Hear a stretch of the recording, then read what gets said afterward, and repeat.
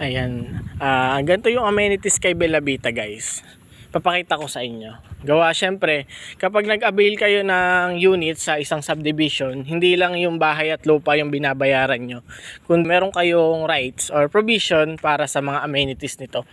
Katulad nilang dito kay Bella Vita, itong ating multi-purpose hall, pwede ito gamitin ng kahit sino. Kapag may mga event kayo, may mga birthday parties or reunion, pwede nyo gamitin to.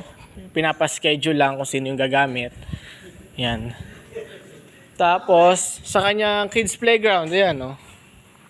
Para sa ating mga chikiting, para hindi sila mabuburyong, di ba? Yan. Simple lang, pero matutuwa na sila. And family bonding, pwede din dito, picnic. Meron din namang mga basketball court para sa mga tatay dyan, or kaya mga binata yung anak.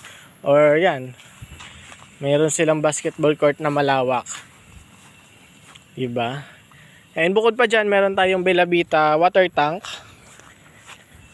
Para maganda yung supply ng tubig. Baga, hindi kayo magkakaroon ng aberya.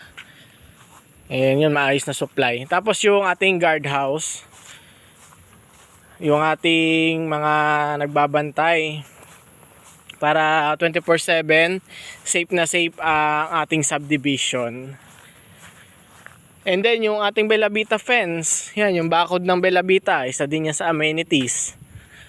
Maganda yung kanyang bakod, mataas para hindi makakapasok basta-basta yung mga nasa tagalabas.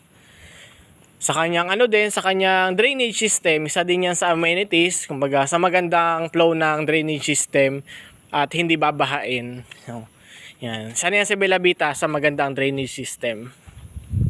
Diba? Kaya mag-avail na kayo kay Bella Vita, guys. Marami pa tayong available.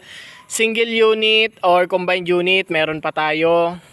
Mga magagandang locations, meron tayong corner lot, end lots, or inner lots. Yan, pwede pa kayo maka-avail ng mga yan. PM na lang po para sa computation, tsaka sa pre-tripping. Schedule po natin.